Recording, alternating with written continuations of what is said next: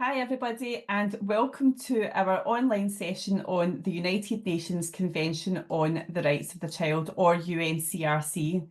This session is designed to support the work of parent councils and perhaps other parent groups in supporting parents, carers, families, children and young people on the important role of upholding and supporting children's rights.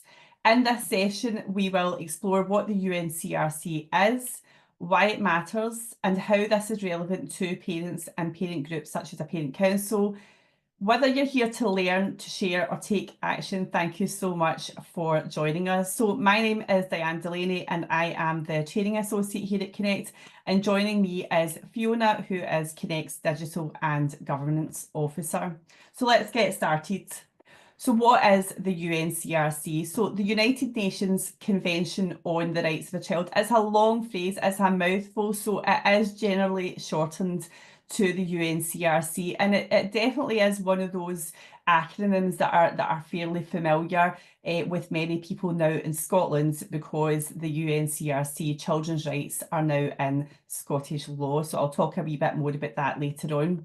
The UNCRC is a worldwide recognised human rights framework about protecting children's rights. So it's recognised all over the world as a sort of set of rules, I suppose, or promises about protecting children's rights.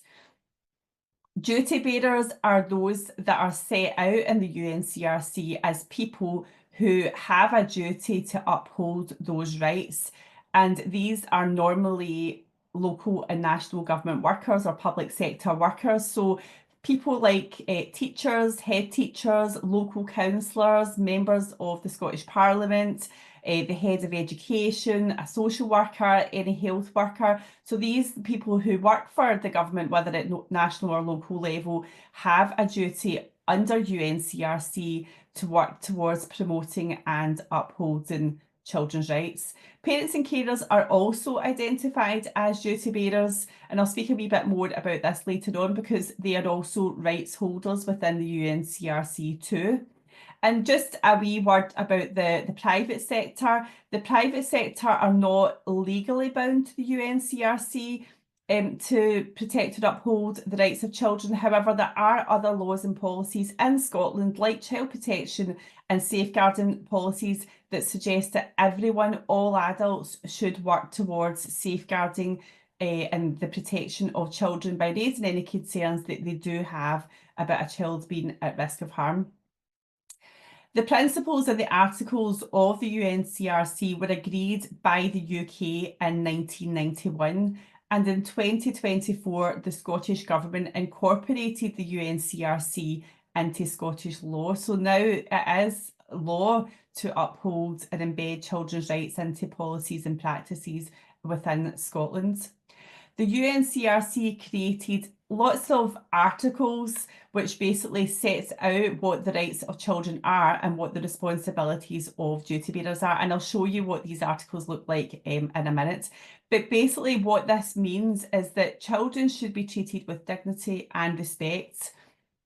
The UNCRC also sets out that children's rights are not negotiable, so they don't have to earn their rights, they cannot be removed. And children have these rights literally from the day that they're born and until the age of 18. And then after the age of 18, they are still covered by human rights. But the UNCRC are very, very specific children's rights. So it's really important that everybody understands that children do not have to earn their rights. They don't have to play a part in how they access their rights. It's the role of adults, as I said, who are often called duty bearers, to work to uphold children's rights, promote children's rights, and raise awareness about children's rights. Children do not require to do any work to gain their rights.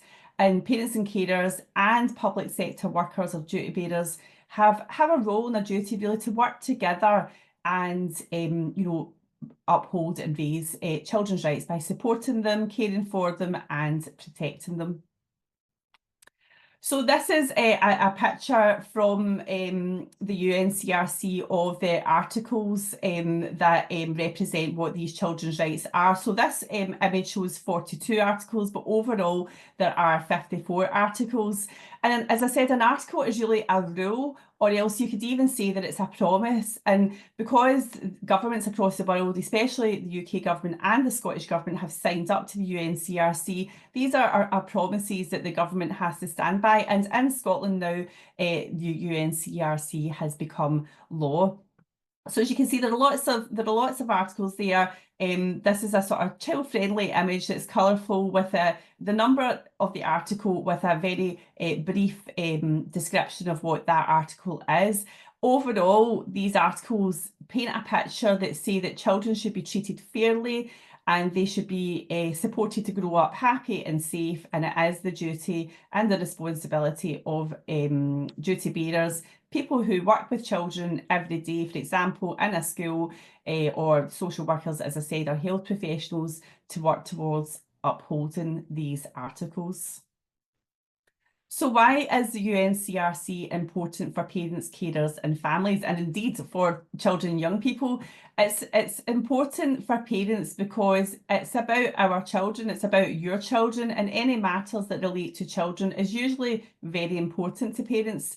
And the UNCRC recognises the important role that parents, carers and families play in the lives of their children.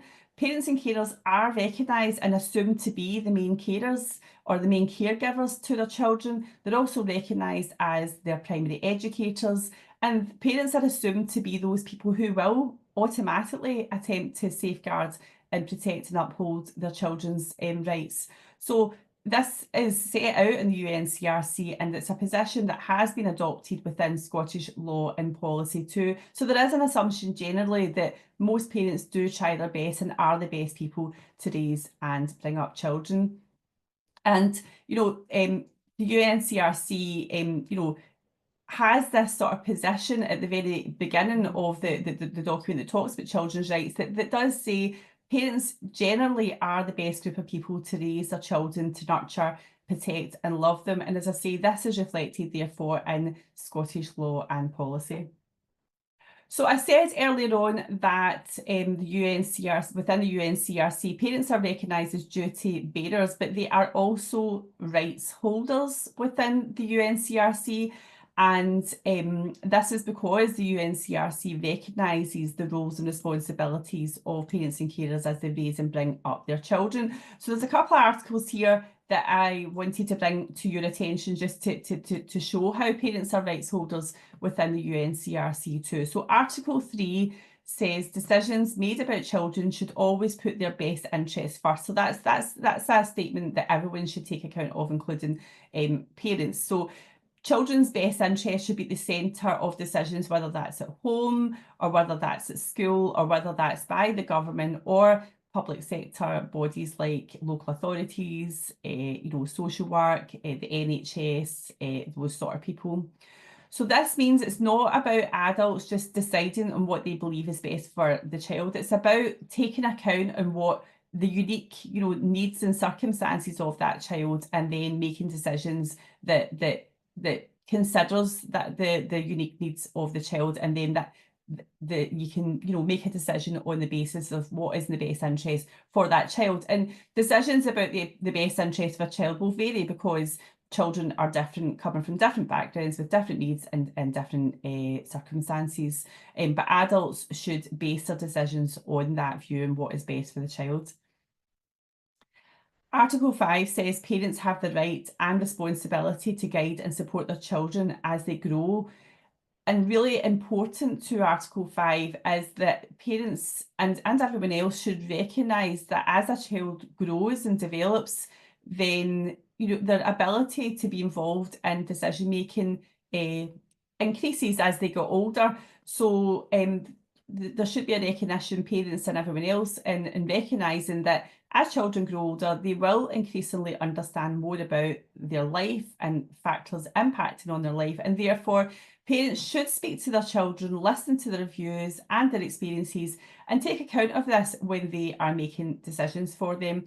And as a child gets older, the parents should support their child to make their own decisions. I know this is an article that's relevant to parents, but again, it's relevant to any adult that is working with a child. So the next article is Article 12, and this sort of follows on from Article 5 because the UNCRC is clear that children have a right to express their views on matters that affect them, and the adults should listen to them and take their views seriously. And children of all ages can and should be involved in discussions about matters that impact them. But of course, children can only be involved in discussions about matters that impact them if they understand the information that's being provided to them. So there has to be a bit of work around ensuring that information is child friendly or accessible to that child in order that they can make that decision. So again, this is an important article for parents to understand, but for any adult working with children to understand. And then Article 18, in recognising the important role of parents and families in raising their children, this article says that parents and families should get the support they need for raising their children by the government. So like I said at the beginning, because there is a general assumption that parents and carers and family members are the best people to raise and bring up children, and the vast majority of parents and families try to do that as the best they can. Because of the importance and the value that's placed on children being with their families, the Article 18 is really about the government supporting families where they can to do that. So that might be things like the government providing money. So that might be through like the welfare state, through a benefit system. It might be about food, or it might be about shelter or housing. So the government should intervene to support families and parents so that they can be the main carers and the educators and those who bring up their children. So that's why there are policies and there are supports locally and nationally about helping parents and families so that they can do the best job that they can in raising and bringing up their children. So understanding child development as a parent is helpful for many reasons. It helps to recognise that your child and children generally are unique and that they develop gradually and need appropriate support to do so. And because children are so unique, children are different, they do develop at a different pace, and the level of a support will vary depending on that child. But of course, very young children, babies in particular, toddlers, and really young children need a lot of support. And a bit like the Article 5, as children grow, they do become more independent, and that level of support that they require from an adult or a parent then can start to reduce. Children need support from adults who understand their needs, and that's really important, and that's again why parents are usually placed as those people who can advocate and support their children, because they tend to know their children really well and have that understanding of what they need. Parents have the right to provide guidance that respects a child's growing ability to make decisions, so that, as I say, that links to the Article 5. And schools and local authorities need to work with both the child and the parent, and as I say, particularly around that the child, as they grow and they develop and they start to have more independent skills and more of an ability to make decisions themselves, or to access information that allows them to make decisions. So understanding child development is really important. Parents and carers are responsible for the child's health, safety, well-being and upbringing, and that's from birth until the age of 18. And in order for them to do this, it is important for those working with children and the parents and families to develop relationships with parents, and that allows a team of people that are surrounding the child to be able to make decisions that are in the best interest of the child, or support the child to make those decisions themselves. So just a wee bit more on helping and supporting children. This is really a fundamental responsibility of parents and carers. However, lots of professionals are there to help and support parents along the way. The most obvious group of professionals are educators and those that work within schools, and obviously that's the most relevant group of people for us here at Connect. Children are always growing, learning and developing, and as they grow older, as I say, they do become more capable of making choices and decisions themselves.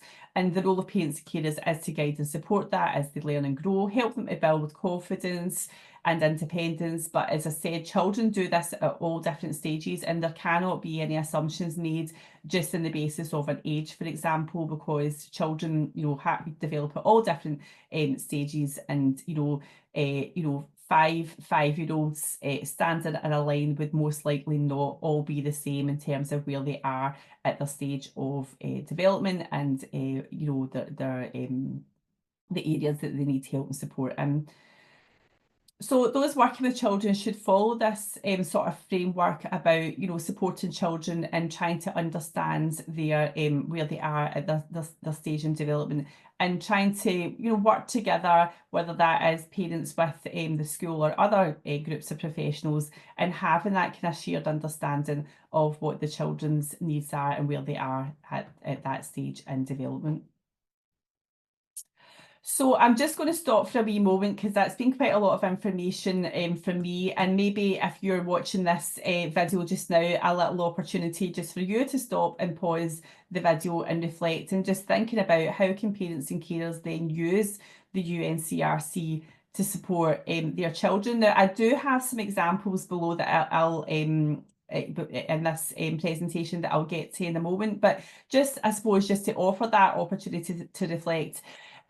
Maybe just asking Fiona just now, just thinking about what we do know, as I say, the vast majority of parents and carers, and thinking about what they do day to day anyway, can we reassure parents and carers that quite often what they are already doing is living the principles of UNCRC? What do you think? Yes, absolutely. So really, from the moment that a child is born, parents are instinctively, loving and guiding and protecting them. For example, when a baby cries, they respond to that, or when, a child is smiling and asking for more, they encourage, or if a child is withdrawn, they would look into that further. And when they're concerned about the child's development or behaviour, they go and seek help. And really, that's what the UNCRC is all about recognising children as, individuals who have rights, and supporting adults who are caring for them. It's not there to replace the role of parents, but to reinforce and to strengthen it. So it really gives that framework that you were talking about earlier, that that supports parents as primary carers, but as primary educators and protectors and defenders of your child's or young people rights. And the UNCRC just really gives like that shared language and tool that helps both children, young people, and their their parents and carers to stand up for what they need and they deserve. Yeah, no, thanks very much. No, I think this is that. I think with there has been quite a lot of talk recently with UNCRC coming into law in Scotland, and I think it is helpful to reassure parents that quite often they are already living those sort of principles, that they do just generally respond to their children, and that they do work in a way to try and bring them up to be independent and follow their sort of developmental pathway. But the UNCRC does give that ability, I suppose, for parents to have this sort of set of rules that they can hold maybe some other people to account if they feel that the children's rights or needs are not going to be met. So we can look then a wee bit more, I think, now about how parents can use the UNCRC to support their children. So the UNCRC can help not only the parent to understand what the children's rights are. As I say, most parents instinctively will be caring for, protecting, responding to their children, and following them along their developmental journey, and sort of like adapting that level of support they need as they require it. So I think most parents are trying their best to do that. But one of the things that the UNCRC can do is to help children to understand their rights. So parents are in a great position to tell children about their rights, and also to support them and advocate with and for them in terms of their rights. Working with duty bearers, parents can engage with schools and teachers and other organisations to ensure that policies and practices align with UNCRC. So again, parents can use UNCRC in the articles and maybe you can have a look at that post of the articles and start discussions with any of the professionals that you are having, a relationship with in terms of your child, perhaps, like, for example, as I say, in school, or maybe in health or social care, having that conversation about how the policies in that setting are lined up with the UNCRC. So, asking those questions, asking about rights, and encouraging children to express their views, and encouraging schools, to involve children in the decisions that affect them. So, working with duty bearers, and again, because Connect are all about supporting partnerships in education, this presentation is very much focused on education. So I'm using the example of teachers, schools and local authorities, but as I say, it could be other organisations. But so parents, especially in education, do work directly with duty bearers. They tend to have some relationship with teachers and head teachers, and especially parent council members will have those relationships. And a teacher is a key duty bearer, as is the head teacher and people who work in the local authority. And schools and local authorities are now legally obligated to uphold children's rights as per the UNCRC. So this is a great, opportunity for parents and carers and family members to start this partnership, working with the UNCRC at the centre of the focus of that partnership. So, if there are consultations, for example, from your school or local authority, asking that question and giving feedback about how those consultations or meetings are aligning with UNCRC principles, raising issues constructively, using the UNCRC as that tool to be able to do that, and joining or forming parent councils with UNCRC in mind as being a kind of central focus of what is and should be happening within school communities now. So let's just talk a wee bit more about the role of the parent council. So far this presentation has kind of focused on the rights of parents and carers generally around the UNCRC, but let's look a wee bit more at parent councils. Parent councils are set up to represent parent views and experiences, and the parent council acts as that representative body to speak and work with the school and the local authority. The parent council, works with the school and the local authority to support parent involvement and engagement in education, with a kind of a broad sort of role in supporting families and working with families and communicating with families. They can work with the school to promote children's rights and wellbeing. And as I say, if you take away the UNCRC, parent councils and parent groups and parents, as I said, are probably already instinctively doing that sort of work. So it's just that having UNCRC now just adds that legal framework to the work that you're already doing, and hopefully giving strength and power to some of that work, or maybe kind of strengthening some of the positions or policies or practices surrounding the UNCRC. And it really can help to create a rights respecting school culture, and so that if schools embed rights into what happens day in, day out in the school, it can transform what happens in terms of the culture in that school. And I'm just going to talk a wee bit more about rights respecting schools. So this is a method of putting children's rights at the heart of a school community. If your school's not a rights respecting school, you can ask why. That's a question that you can bring up. Rights respecting schools are part of a UNICEF initiative that promotes children's rights in schools.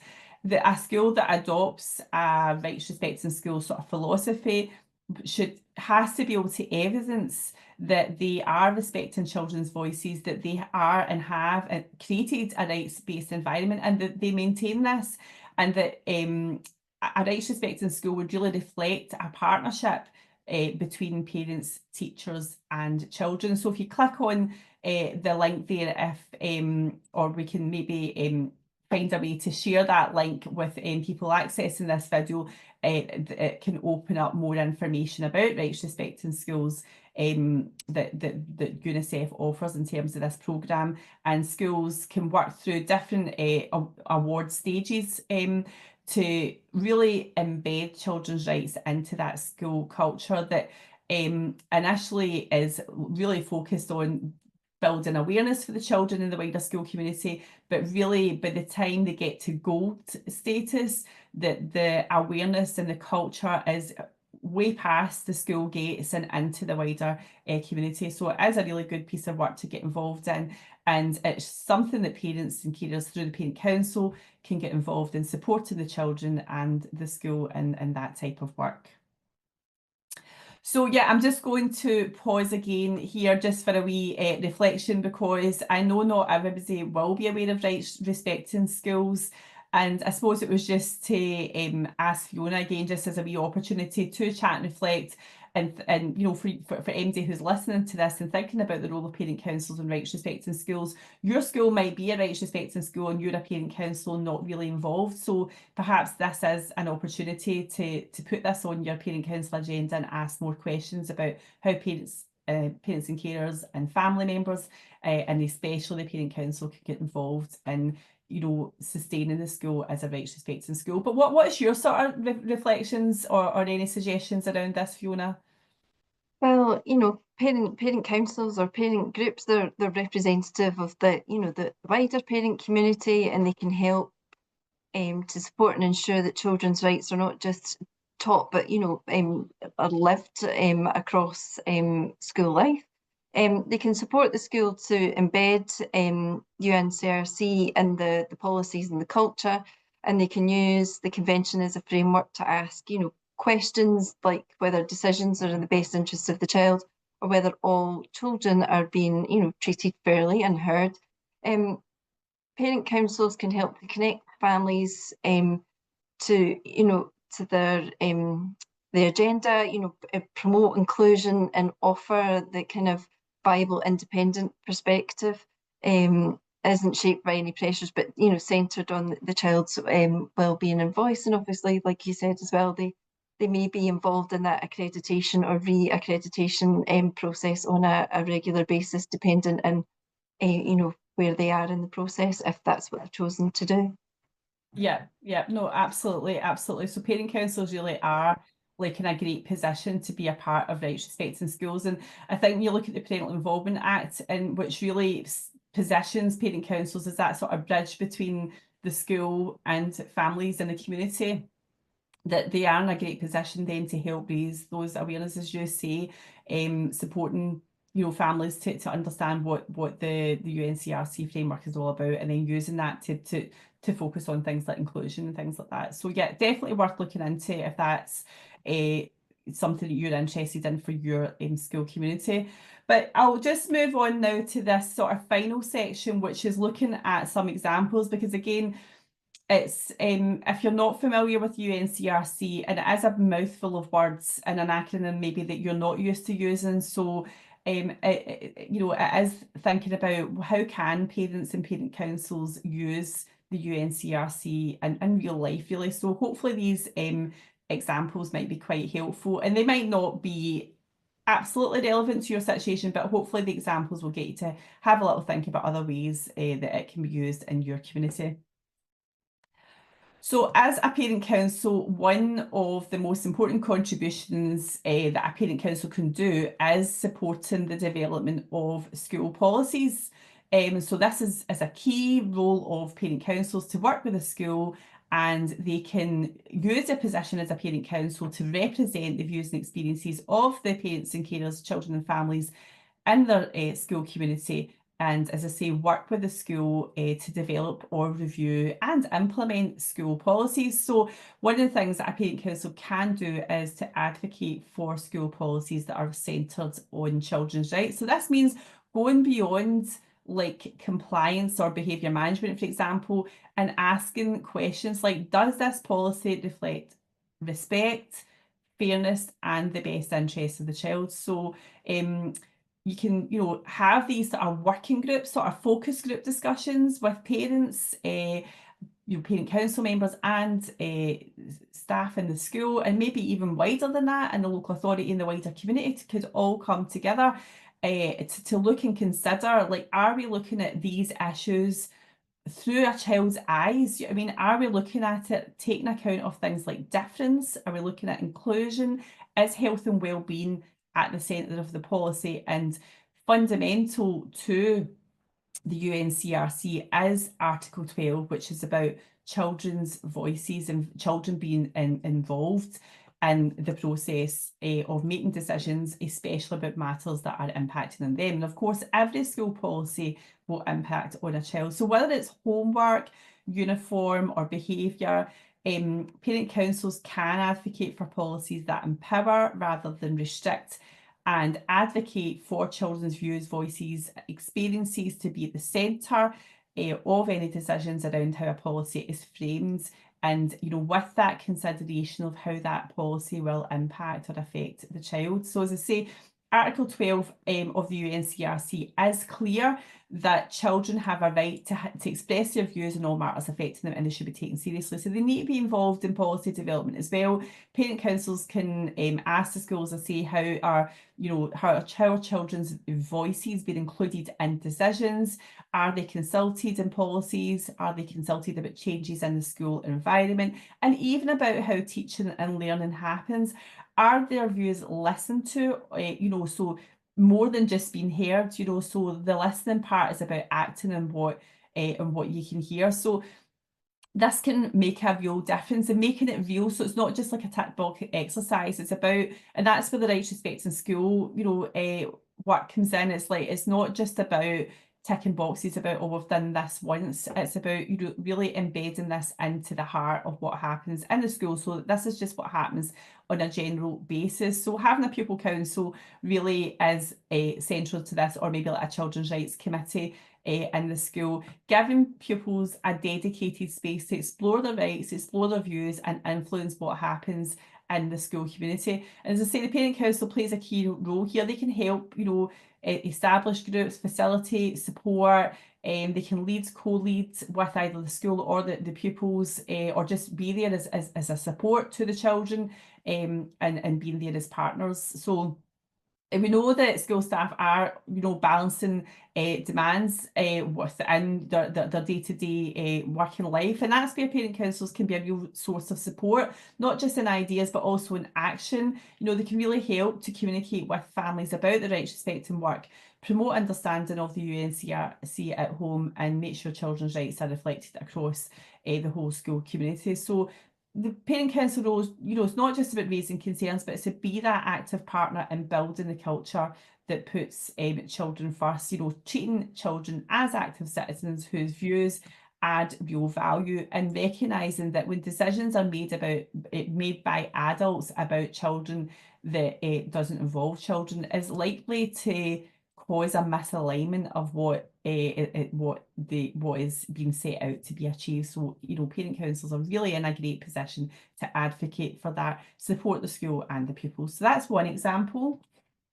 Another example, so because there are sometimes differing views, perspectives and priorities between parents and organisations working with children or those who are providing services to children, sometimes there are conflicts or scenarios where either the child or the parent is not happy or perhaps even concerned. So when this happens, the parent can use UNCRC to challenge decisions at an individual level, or perhaps the parent council could also escalate concerns or raise concerns at a sort of wider, broader level on behalf of the wider school community. Maybe it is about policy areas, the parent councils can certainly do this as well. So parents and parent councils can use Article 3 to argue the best interest of a child. So I've talked about that earlier on, about how important that is, and there are differing views about what the best interests of a child are, and that will be because people come from different perspectives, they come from different backgrounds, different circumstances, different positions, different experiences. But using the Article 3 and getting a child involved and being at the heart and the centre of decision making is really important. So parent council can raise awareness to the parents and their school community about UNCRC and tell them about Article 3, what this means in terms of the best interest of a child. So that's some work that the parent council could do to empower parents and carers and families within the community. Parent councils can work to ensure that children, are involved in decision making at school level, as I said, by, having those conversations with the school, working with the pupil council. They can review decision making processes at school level to ensure, again, that ask those questions about our children central to the processes. Are these, policies and decisions focused on the best interest of a child? And of course, parents will be used in complaints procedures within local authorities or public bodies. And, so that's something that parents already do. But you can use the UNCRC using Article 3 to focus your argument about your concerns and why, for example, you think a decision is not in the best interest of your child, or something that's happened is not. So that's as I say, this is something about parents do raise concerns, they do complain. So that's something that parents do naturally, but just recognising the role that UNCRC can do to strengthen those complaints, and I suppose providing that framework around the rights of your child. So another example here is about supporting children with additional support needs. So parents can use Article 28 as an argument, as a basis, as a foundation for ensuring that their child has access to a quality education. So Article 28 is about accessing education. All children have a right in Scotland to access education, and parents have a responsibility to ensure that their children are educated. And again, this is where there can be some tensions and barriers around the best interest of a child, and how parents, children and partners come together to meet the needs of the child. So if there are concerns or issues, or there needs to be improvements around children having access to an education, especially for children with additional support needs, then parents can ask schools and local authorities to listen to the views and needs directly from their child if that's appropriate. Article 12, that's about the views of the child. But as I said, Article 28 really should be used as a foundation for discussion around children accessing their education if there are any challenges there. So that's at an individual level. From a broader parent council level, then parents can campaign for better support for children with additional support needs. Parent councils could set up additional support needs sort of working groups or inclusion working groups that are centred around Article 20 or Article 3, best interests of the child, or even Article 12, the voice and views. So there's lots of things parent councils can do in that broad sense in terms of embedding rights, respect in school community, but they can also share information so that individual parents can be empowered to use the UNCRC themselves to as a foundation for discussions about what is best for their children, and especially around their children's rights in accessing education. So we've got another one here. So in this example, parents can use the UNCRC as a foundation for promoting good mental health and well-being. So using Article 24, which really is about a child's right to health and well-being, parents, as I say, parents or parent councils can advocate for better supports in schools. So that's the parent council could do that in a broad way, but individual parents could use that for their individual child to support assessments, discussion, planning to meet the needs of their child in school. And as I say, the parent council can work with the local authority to ensure schools and parents have access to mental health supports and information. And another one here, so I think this is the last one in my list of examples. So in this example, looking about ensuring fair access to play. So children do have a right to play. That's Article 31. And it's focused around not just play, but about leisure activities and also about cultural activities. And so parents, individual and the parent council can use Article 31 to work with the school or the pupil council, to look at what role does play in the culture of the school. How important is play and a child's right to play in a school, and also keeping in mind that a child's right to play is not something that has to be earned. So it's how does the philosophy of this right be embedded into the school culture, where play is at the centre actually of what children are doing. So the Parent Council get involved in reviewing school policies in play. Individual parents can use Article 31 about discussing their child's right to play and rest. Playtime is a big part of the school day for children. They love to be outside, most children do, and getting that opportunity to socialise with their friends or rest, which is part of this. You know, sometimes playtime is about, you know, really resting and relaxing with your friends. So that could be the centre of a discussion. And you know, if parent councils want to look at play, for example, as an important part of school life, this could maybe be developed into a campaign looking at play-based learning or the importance of play within the school and the wider community. So a couple of wee examples there that I hope that you can relate some of the things that are going on in your school community or your kind of life, and how the UNCRC can play a role. So really this is us coming towards the end of this session now. So just want to sum up that the UNCRC provides a legal framework to empower children and parents. So legal framework just means that it's a set of rules that's set in law, which means that the government, local and national, and people working for those organisations have a responsibility to follow those rules, basically. So that means schools and local authorities should be working to uphold children's rights. Parent councils are in a brilliant position to be advocating for children's rights centred policies. And of course, the most fundamental part of all of this is that children play a key role in telling adults what their preferences are, what their views are, and what their needs are. And they should be central to discussions about matters that impact on them. So just finishing up this slide now with actions. So what can you do now? As a parent council in particular, or maybe as a parent group.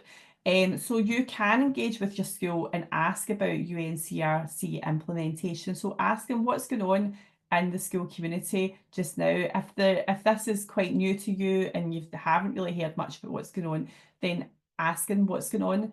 Join or set up a parent council and making UNCRC a foundation for the creation of that parent council. As I say, children and parents' rights are both set out within UNCRC, but really parents, as I say, the vast majority of parents are already adhering to those principles of the UNCRC, and quite often parent councils are. So creating a parent council to really add strength to that work, working with parents and working with the school community is a great thing to do.